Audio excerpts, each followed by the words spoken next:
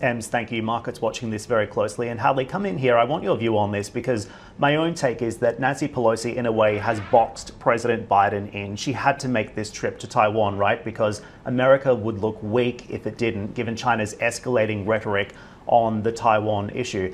At the same time, she will become the highest ranking US official to visit Taiwan since then Speaker Newt Gingrich visited back in 1997, according to NBC News. And it's hard to see what Pelosi can meaningfully achieve on the ground there other than to raise tensions. The questions I have is, will China see this as a break of the one China policy? And what type of retaliation could we see from Beijing? Beijing has already warned that those who play with fire will perish by it.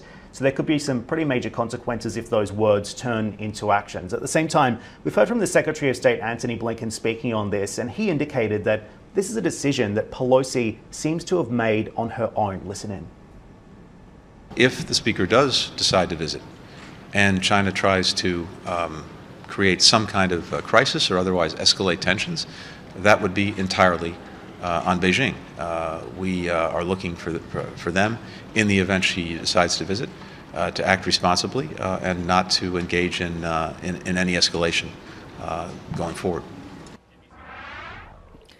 I mean, what else could he say there, Dan? I mean, that's the Secretary of State of the United States, and he doesn't seem to have a handle on what the House Speaker is actually hoping to achieve or actually is going to do on this visit. You got to wonder, is Nancy Pelosi just totally off the reservation here? I mean, at the end of the day, what did we hear from the UN permanent representative from Beijing? He said this was dangerous. He called it provocative.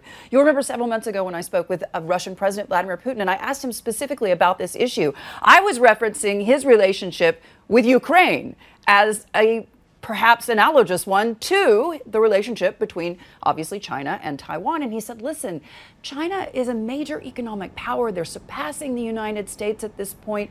And when you think about it, they don't need to use force when it comes to Taiwan. It's not something that they actually need to do.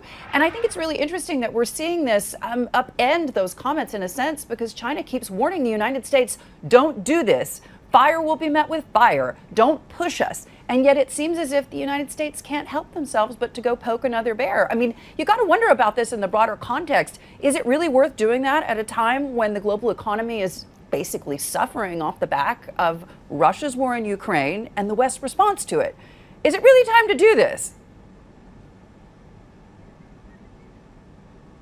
That's the question, isn't it? And of course, with the United States already in somewhat of a proxy war, I guess you could call it, with Russia, then what is the point of poking the bear at this time?